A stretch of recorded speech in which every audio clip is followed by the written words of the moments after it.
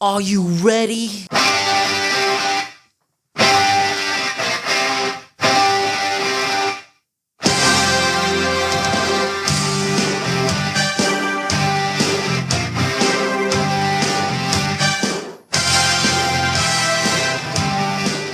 Hello, wrestling fans. You're listening to another edition of Irish WrestleTalk, where I like to share my passion for all things pro wrestling, with trips down memory lane, looking at some of the most famous characters, reviewing feuds, storylines, and sharing my experiences of attending wrestling events and promoting the Irish wrestling scene where possible. I thought with SummerSlam on the horizon, now would be a good time to maybe take a look back at a classic star from the 80s and 90s who ended up headlining SummerSlam in 1992 in his homeland of England. Yes, of course, it's the British Bulldog, Davey Boy Smith.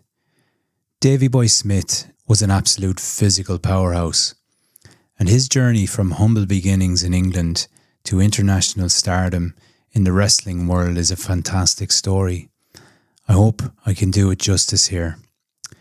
Davey Boy was born in 1962 in Golborne, Lancashire, England. He was raised in a working class family, and his early life was shaped by the modest environment of his hometown. And from a very young age, he had a keen interest in most sports, mainly football or soccer for US fans, and rugby. But wrestling is what became his main love. And when he decided that this is what he wanted to pursue, he began training with a guy called Ted Batley, a local wrestling promoter. And Davey was a mere 14 years old when he started training, quickly showing great potential with his dedication, his natural ability. And Batley, recognizing Smith's talent, helped him develop the foundational skills that would later propel him to stardom. Davey's professional wrestling career began in the UK, where he wrestled for various promotions. His early experiences in the British wrestling circles were crucial to him developing his skills and building a solid reputation. And during this time, he also developed a close friendship and professional relationship with Tom Billington, better known as the Dynamite Kid, another fantastic talent. Smith and the Dynamite Kid formed a tag team known as the British Bulldogs. Their partnership would go on to be one of the most celebrated tag teams in wrestling history. Their high energy, power and technical ability, coupled with their chemistry, set them apart from other tag teams of the era. Their success in the UK eventually caught the attention of international promoters, as if you're good enough, most of the time you'll get noticed somehow. So in the early 1980s, the British Bulldogs made their way across the Atlantic and settled in Canada, where they joined the famous Stu Hart Stampede Wrestling promotion in Calgary. And during this time, Davey's career really started to take off. The Bulldogs became top fan favourites, and of course, as a result of this, the big boys noticed and came calling, the WWF. So in 1984, as part of the WWF, the British Bulldogs quickly climbed the ladder and rose to prominence. Their feud with the legendary Hart Foundation was some of the best during the era. At WrestleMania 2 in 1986, the Bulldogs won the WWF World Tag Team Championship by defeating the Dream Team of Greg Valentine and Brutus the Barber Beefcake. This was a real high point for them and a sign that they were one of the best. Davey Boy Smith embarked on a successful solo career. Adopting the name now of the British Bulldog, he continued to entertain audiences with his impressive physique and his all-round talent. However, in 1991, while still wrestling for the World Wrestling Federation, Davey started experiencing severe back pain. Initially, he continued to wrestle through the pain, blaming the rigorous physical demands of professional wrestling. However, As the pain worsened, it became clear that something was not quite right here. So he went to the doctor, and after tests, he was diagnosed with a severe staph infection in his back, which had spread to his spinal cord. This type of infection is extremely dangerous and can lead to serious complications, including paralysis or maybe even death if not treated promptly and effectively. The infection most likely originated from a minor injury or abrasion that possibly became infected then, leading to the severe symptoms he experienced. He was hospitalized and underwent multiple surgeries to remove the infection and prevent it from spreading even further. The surgeries required the removal of infected tissue and the insertion of metal rods to stabilize his spine, and the recovery process was very, very painful and required a prolonged period of time in hospital and intensive care. All of this had a devastating impact on his wrestling career, and for some time it was uncertain if he would ever be able to return to the ring. The physical toll of the illness and the surgeries left him debilitated, requiring extensive rehab to regain his strength and his mobility. And during his recovery, Smith faced not only physical challenges, but also emotional and psychological ones. The uncertainty about his future in the sport that he loved, combined with the pain and the limitations as a result, was a major burden on him. However, his determination and resilience helped him get through this difficult period. And luckily, against the odds, Davey Boy made a remarkable recovery and returned to wrestling. His comeback was a testament to his incredible work ethic and dedication to the sport, and by 1992 he was back in the WWF, competing at a high level once again. And one of the most memorable moments of Smith's solo career came at SummerSlam 1992 against Bret Hart. And let's take a closer look at this whole storyline, as I believe it was probably the highlight of Davey Boy's career. So the feud between Davey Boy and Bret the Hitman Hart leading up to SummerSlam 92 is one that is still remembered fondly to this day, where the two brothers-in-law faced off for the Intercontinental Championship. By the early 90s, both Davey and Bret had made their names and established themselves as top names in the WWF. Bret Hart, already a well-respected singles competitor, was in the midst of solidifying his status as a main event player. Meanwhile, Davey Boy, having returned to the WWF, was enjoying a resurgence in popularity, particularly in his home country of England. And the storyline leading up to SummerSlam 92 was carefully put together, making sure to emphasize the personal and family connections between the two guys. As Davey Boy was married to Diana Hart, Bret's sister, which also added the little sprinkle of personal conflict to their professional rivalry. The WWF, of course, no strangers to capitalizing on a good opportunity, played on the family connection by having Diana appear in segments to discuss the upcoming match, and she was positioned in a neutral role, expressing her concerns and hopes that the family bond would remain intact regardless of the outcome. And there was filming carried out at the Hart Ranch in Canada, with members of the family speaking and being interviewed and whose side they were going to take and so on. And this added an emotional dimension to this feud, making it more than just a battle for a title. And leading up to the SummerSlam event, both Smith and Hart appeared in segments and matches to build tension and anticipation. Bret Hart's promos focused on his pride at being a champion and the technical ability that he had in the ring, while Smith emphasised his home country advantage and the determination to win the Intercontinental Championship in front of his own people, a bit like Drew McIntyre in the present day. And while the feud between the two remained mostly respectful, there were a few in-ring confrontations that showcased the competitive spirit between the two guys. And these were designed to build up the excitement and give the fans a taste of the high quality wrestling they were going to expect at SummerSlam.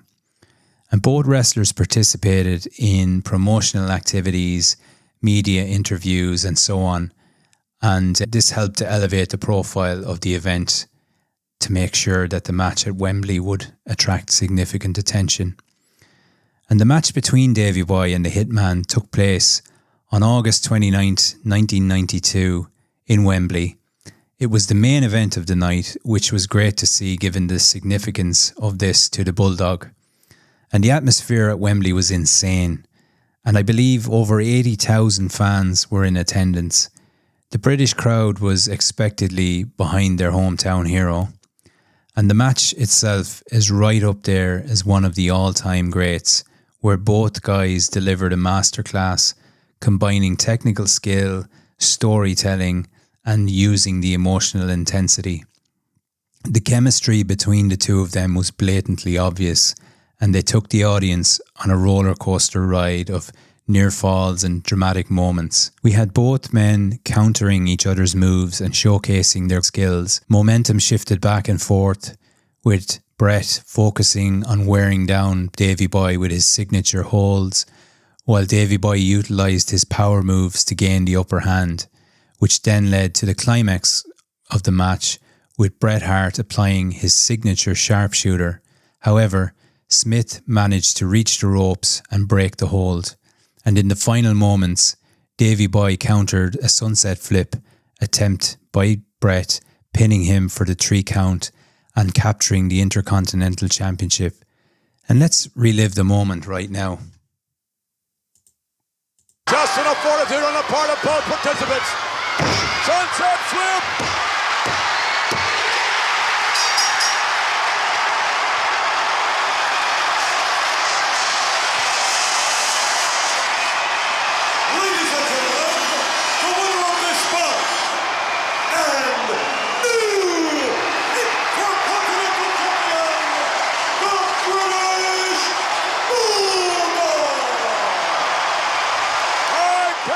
An amazing time for Davey Boy.